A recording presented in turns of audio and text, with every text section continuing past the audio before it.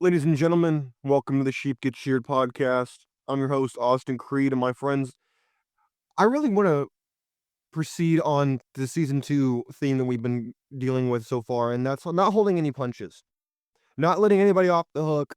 And speaking of not letting anything off the hook, I am honestly shocked that the whole Andrew Wilson and Coach Greg Adams thing is still relevant.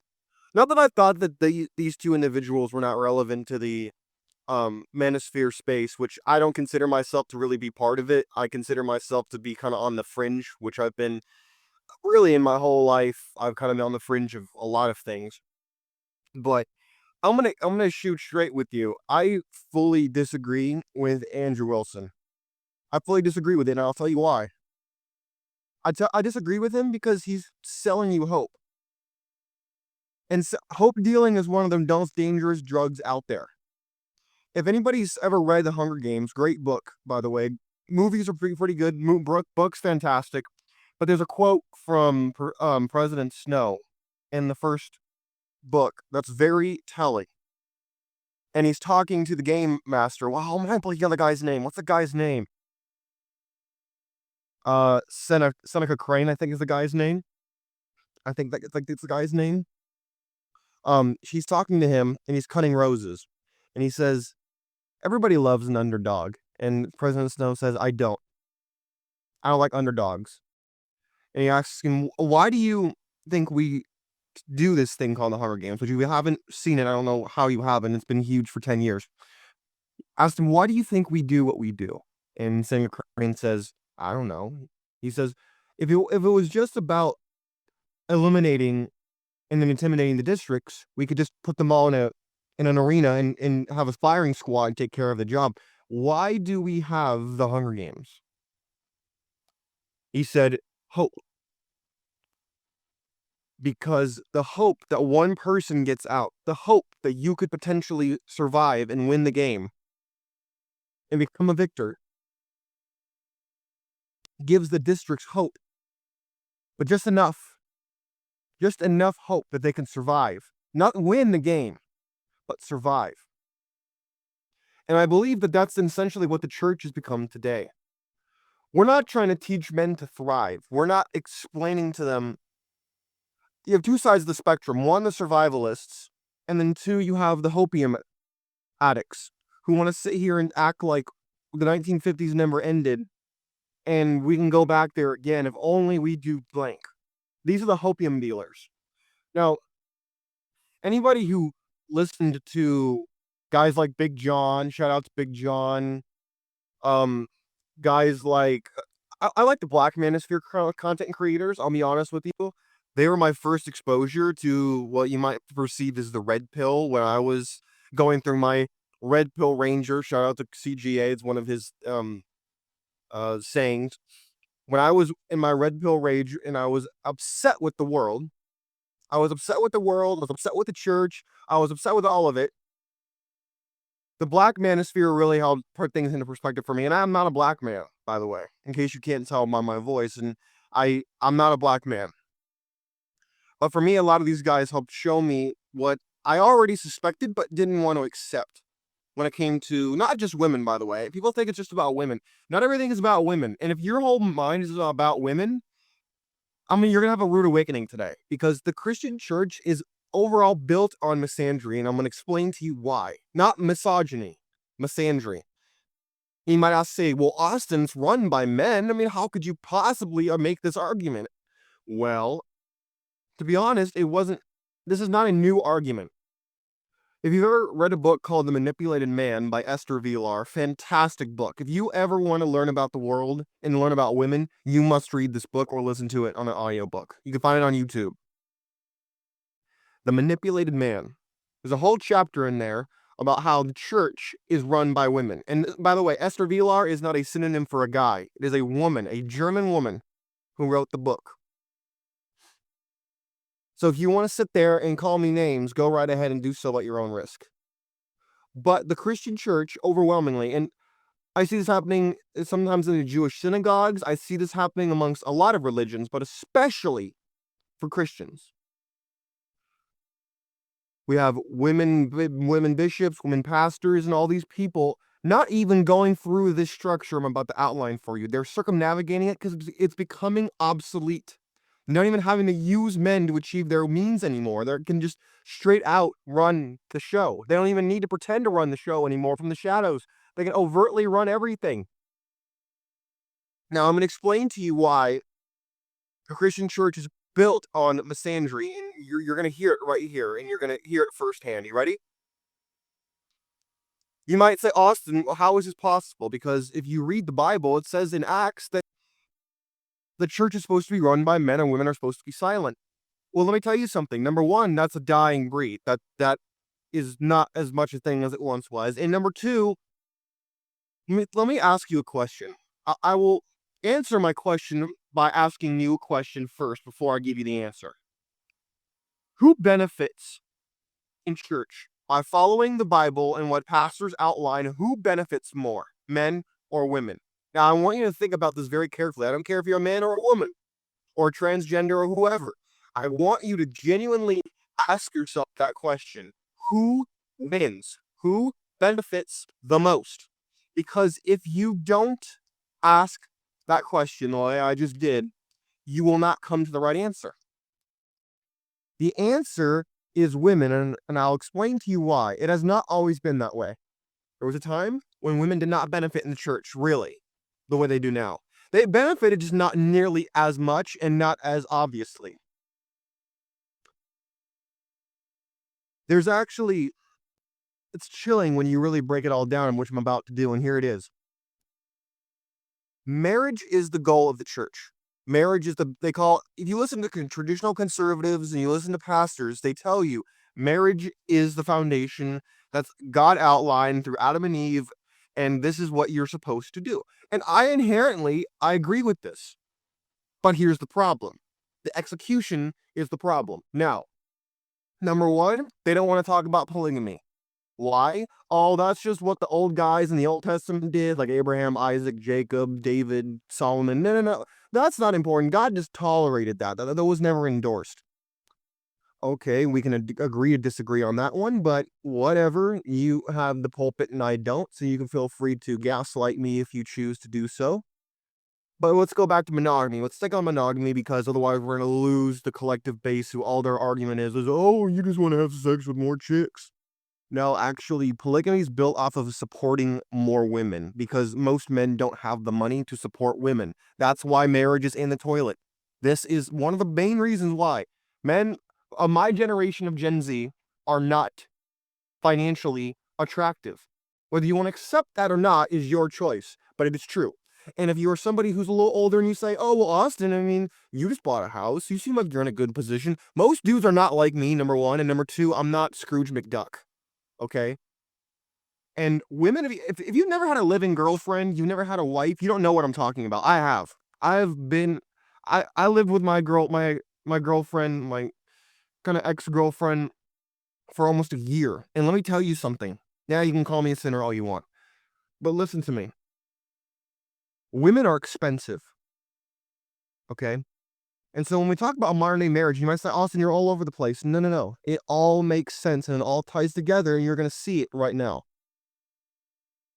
Pastors push marriage onto men and women, of course, but here's the difference. Women deal in the shadows. Men do not. Not because they don't necessarily want to, but they're not taught how to navigate the shadows. Women are put up on game by other women, even in the church. Men are not. So when a man gets into a marriage, he's probably maybe had one or two sexual partners, maybe three if he's lucky. Woman's had 10 times that, if not more. And now, even if you're married to a woman like that, I'm not calling her any names. I'm letting you know she has more sexual experience than you, which you might say is not a big deal, but I would disagree, number one. And number two, we're also ignoring the elephant in the room. The fact that the institution that Ronald Reagan, your sacred Ronald Reagan, started in California in the in the 80s. No fault divorce. We are ignoring that, which has become the third rail. It's talked about so much, people pretend like it's not an issue. No, it is. Men are pushed to get married today, and the woman can leave whenever she wants to. You could say, well, the man could too, and technically, you would be right. Here's the problem, especially in a traditional marriage.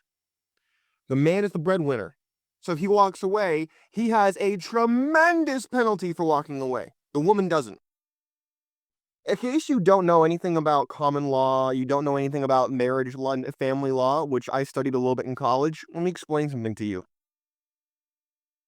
The breadwinner, which is usually the man, especially in a traditional, we're talking about traditional. There are mostly traditional people who are religious who get into these marriages. Can they work? Yes. But your risk is higher. Even if you follow Andrew Wilson's ideas, it's higher risk. And the reason is because juries are very sympathetic to stay-at-home wives, number one. And number two, custody is overwhelmingly given to the woman. And this is something we have to discuss. And it is discussed in Esther Vilar's chapter about the church. Because the enforcer is the pastor, the elders, the people who run the church. They are the enforcers. They are the ones who tell you as a man, no, don't be a sinner. Go out, do not be a sinner. Go out there and make an honest woman of her, even though she's out here in these clubs and maybe has an OnlyFans or she's selling feet pictures or whatever. And I'm going to stop right here before I continue, and I'm going to give you something that I can't stand this anymore. If you're an older man, and by older, I mean you're over the age of 35 and you have kids, let me explain something to you. Your daughter is not different. You think that, oh, my daughter's not like that, Austin. My daughter's about your age in her early 20s. Maybe she's a teenager into high school. She's not like this. You're just talking about the women that you run into. This is not my problem. Oh. Sir, I'm going to explain something to you. Do you follow your daughter on Instagram? Oh, I'm sure you do. But you're not following her actual Instagram. Do you know what Snapchat is? You might have heard of it once or twice, but you don't know what it is. What about TikTok? You follow her on TikTok? No? You don't know that you kind of heard of it? You might have heard of it on Fox News? Let me explain something to you. Those little things here and there, do you go to the club? Do you go to the pub? Do you go out there and go to these events? The answer is no, because you're married and you work and you don't have time. You know who also is going there? Your daughter. You know how I know? Because I see her there. That's what you don't want to. That's what you don't want to accept right there. You think I'm only talking about these 304s and these skeezers? No. No, the most dangerous women out here are the ones who don't look like skeezers and 304s, and yet they ape the behavior. They don't look like Kim K, but they act like them. Because in nature, when you see something yellow or you see something that's a bright color, it signals danger. We don't get these signals of danger. That's why I have to lump everybody in, because you don't know. And the common denominator is the culture, which incentivizes this very behavior. And it's all anti-male. It's all just man up and accept it. Oh, make an honest woman out of her, even though she wasn't an honest woman before this. Or she's probably not even doing it fully now. She's just trying to, maybe even if she has turned over a new leaf, that's great. But the ones who are in church singing, speaking in tongues, singing, oh, praise the Lord, they're all loud and everything, those are the biggest sinners in that church. The biggest sinners, ex-druggies, ex-hippies, ex-free love people, and feminists, those are them right there. But your pastor won't tell you that because they're donating to his church. They're sharing their testimony, leaving out the parts that are actually important. Leaving out the key details that might actually benefit you as a man to know what to look out for.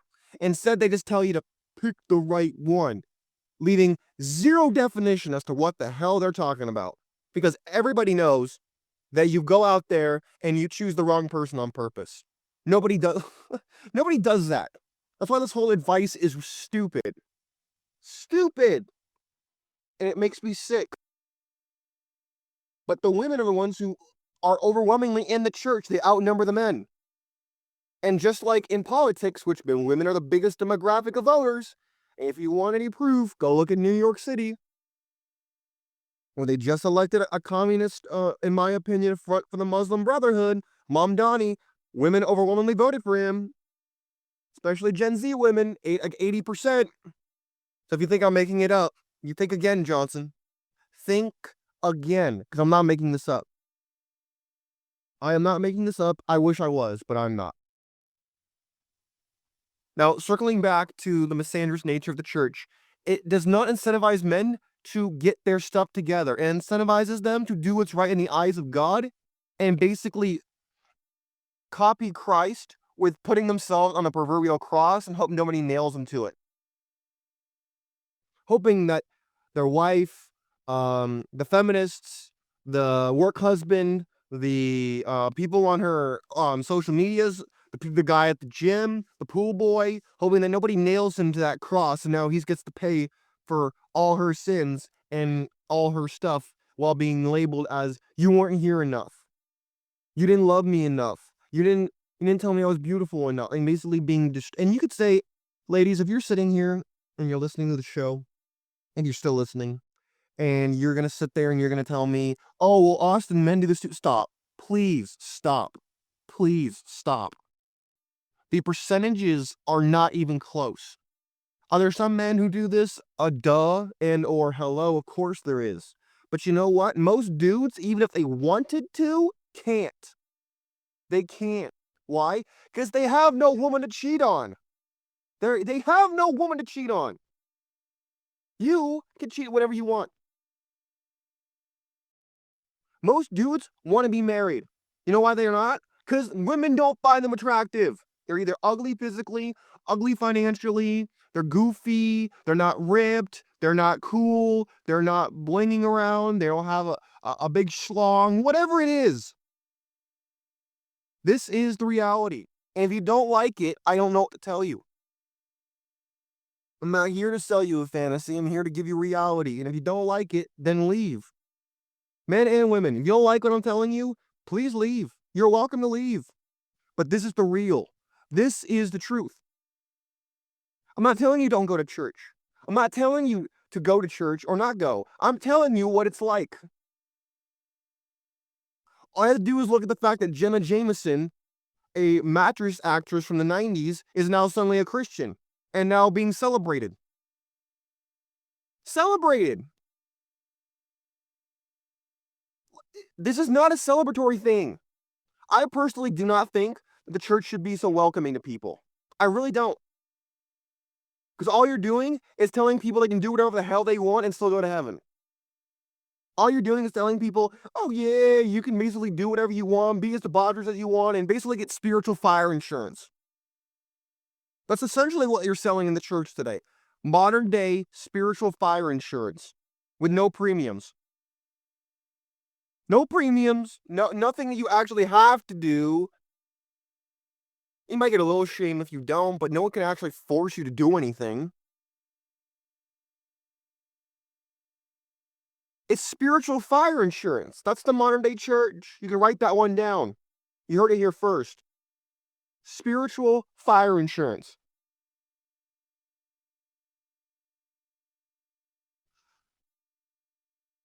But here's the thing. You're sold in the same way that marriage is for men. Marriage is not for men. There are some men who need marriage. This is true. Some dudes can't get laid unless they get married. That's 100% true. But guess what? Women don't even have to have sex with you today, even if you're married. And if they do it, and they do it out of pity, guess what? When you get divorced, she can run up in the court and say that it was marital grape. Think I'm making it up? Go ahead and give it a try and get back to me. Think I'm making it up? Do some research. Go into ChatGPT. Go into Grok. Go into to Google, and you'll see what I'm talking about. I'm not making this up. That a whole grape spectrum come out like a week ago. And it was very high on the list, by the way. High on the list was exactly what I just said. Where she's unenthusiastically giving you marital missionary, but doesn't want to in your marriage. While you pay all the bills and do all this stuff. Oh yeah. Oh yeah. Now, gentlemen, can marriage be beautiful? And do I wish it was more? Do I wish it was better? Absolutely, I do. But guess what? Me wishing it changes nothing. Me wishing that pastors gave men game about, hey, the more you experience women, the more you are privy to the gaslighting and the reindeer games they play every day of the week. That's true. Yes, I wish they did, but guess what? They won't. Why? Because they're acting like because the Bible says something that's how it should be when they are leaving out the cultural enforcement aspect of it. And I can't believe I even have to tell Christians that and they look at me like I'm crazy. Yes, the reason there was the law and then there was the religion. And the two were very similar back in the day. They didn't just go around telling people, oh yeah, don't have sex before marriage. Oh yeah, just get married and do. People got married at age 15 when people got married young because A, they died really quick when they were like 40, and B, because they knew it wasn't sustainable. They knew that it's not fair to enforce something you're not allowing someone to actually. You can't fault somebody. That's like putting only the bad choice in front of people, and when they choose the bad choice, you get angry, and you gave them no alternatives. You can't say don't have sex before marriage. In fact, in the old days, they had said, hey, don't have sex before marriage for about a year, 2 years, but then you'll get married, and then you can have all the sex you want when you're married. Now, people hit puberty at age 13, they'll get married till 30. And in all that time, you're supposed to just sit there twiddling your thumbs, hating your body. What are you supposed to do with that? The answer is they don't have an answer for you. Because they're leaving out what I just told you, the cultural enforcement. But you can't do that today. I'm not even sure it would work today. Because I don't want women to do things they don't want to do. I don't believe in Andrew Wilson's prescription of forcing, basically culturally shaming women into having sex with their husbands. I don't want that. I wouldn't want petty sex, would you? I wouldn't want someone to give it up to me because I don't feel like they have a choice. I don't want that. That's sad. I don't want that. I wouldn't want that. My wife, if I was married, did that to me, I wouldn't want to I'd want a divorce. I'd rather her be happy than sit there and hate herself and hate me. Like, that's ridiculous to me. But of course, that's what he's pushing, which I think is absolutely ridiculous. But let me know what you think, because at the end of the day, I'm only one person with one opinion. Let me know what you think. I'd love to hear what you have to say. Do you think I'm right about the church or wrong? Do you think I'm right about Andrew Wilson and CGA or not? What do you think? I want to hear about it. In the meantime, I gotta get out of here. Peace.